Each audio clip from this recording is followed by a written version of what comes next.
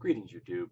So, on one of the forums I read, there has been a discussion of the validity of point buy in games like D&D and Pathfinder. Um, though discussion is maybe too kind a phrase, because in some ways it's been a dog pile. Because the original poster really took kind of a negative. In fact, I just got an update just now. Took a negative view of point buy and essentially asked, "Can you defend point buy?" And my first remark was, "There is no need to defend it. Some people like it, some people don't." Now, I prefer point buy because I consider it inherently more fair. Now, some people have said that it's more accommodating. It's not more fair. Players get to do one thing, play their character, and they should get to play the exact character they want, which is why I prefer point buy, because it allows the player to play the character they want to play. To me, that's more fair than asking them to play the character that the whims of fate hands them. Now, everyone at the table thinks, "Hey, I would like to play the character that fate hands me." Go for it. I don't think that either random generation or point buy is inherently superior. They are different. Point buy lets you play exactly what you want. Random generation hands you whatever, and you have to make the best of it. Those are two entirely different models for role playing. Some people prefer one over the other. I prefer point buy. Um, or even just using an array is fine. Say GM says, "Okay, use this array, put your stats where you want it to." That works as well. Um, there's a little less fiddling for the character, and the GM gets a little bit more control over how the stats are laid out, so someone doesn't have an incredibly low stat just so they can pump something else up really high. So there's something to be said for handing the players an array and saying put them where you want. So I think it's a solid middle ground between point buy and random generation, because random generation can have a character that ends up with an 18 in their primary stat and 3 in something else. And if you're really hardcore and you do them in order, even if the person's lucky enough to get the 18 in intelligence, they want to play a character that requires that. If they get a 3 in their con, they're going to start the game with almost no hit points. And in the old school, they could have ended up with just 1. I've seen wizards with 1 hit point. They didn't last long. The player didn't have much fun. And they didn't get to play the character they necessarily wanted to play.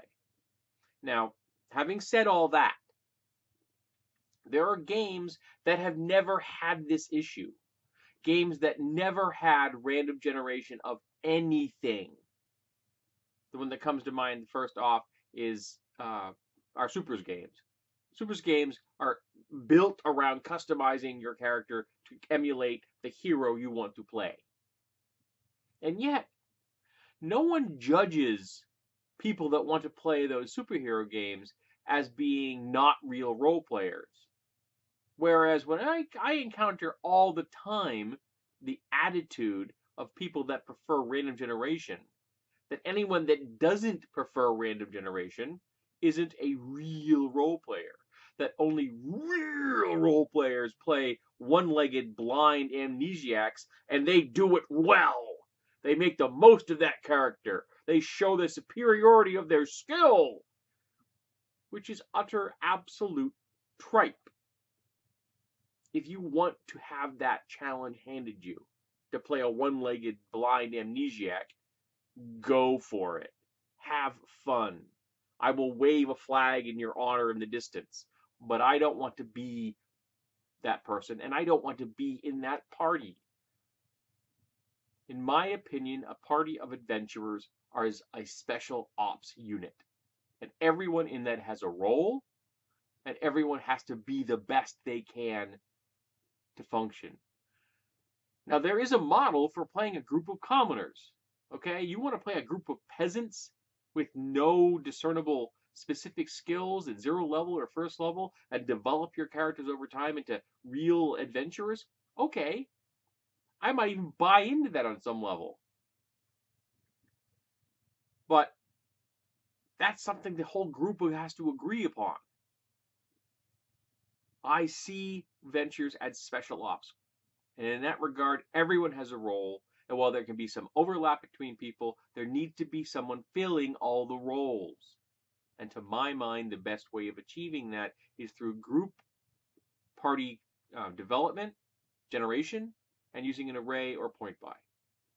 Because otherwise, you're going to end up with a party that's incredibly unbalanced.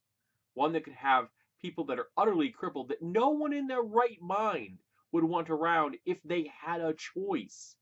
That the player themselves may not want that character, and the rest of the group could very well not want to have to take care of the one-legged blind amnesiac while they're trying to adventure. And that's just how I feel about it. And I understand that my view is utterly subjective. And I'm not going to tell you that you're inferior for wanting to play a one-legged blind amnesiac. Go for it. I'm also not going to say that you are superior. I'm not going to laud your skill because you've chosen to do that.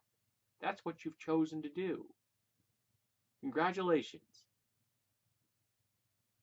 Yep. And that's just what it is. And I'm heartily tired of being given the attitude that you're not a real role player if you want to actually play the character you want to play. And there are systems out there that never had random generation that no one bitches about. And that hole in the logic of this argument seems to be ignored by a whole lot of people. That in those systems, we just played. And we didn't argue about which is better. We didn't look down upon your fellow adventurer, your fellow superhero, because they hadn't randomly generated their powers and ended up a one-legged blind amnesiac with the superpowers of cat attraction.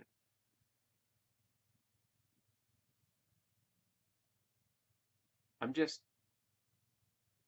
tired of it, I guess. And as soon as I go read this latest update, I'm probably going to unsubscribe from the thread because I don't think my point is getting across. That people should be allowed to play what they want to play, whether that is random generation or point buy, and no one should be judged for it. Because I've remained very civil in so far, and I'd like to continue to remain civil in this discussion, so I'm going to bow out before, it gets my goat. My goat doesn't need to be gotten. I already have enough pets.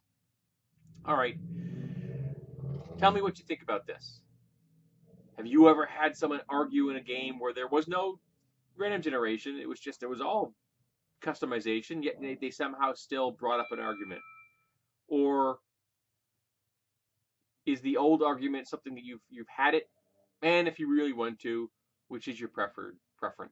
Do you like point buy? Do you like arrays? Do you like random generation in your classic D&D Pathfinder style game? But let's be civil. We can do that. I think we can. I don't think it's unreasonable. Let's be reasonable.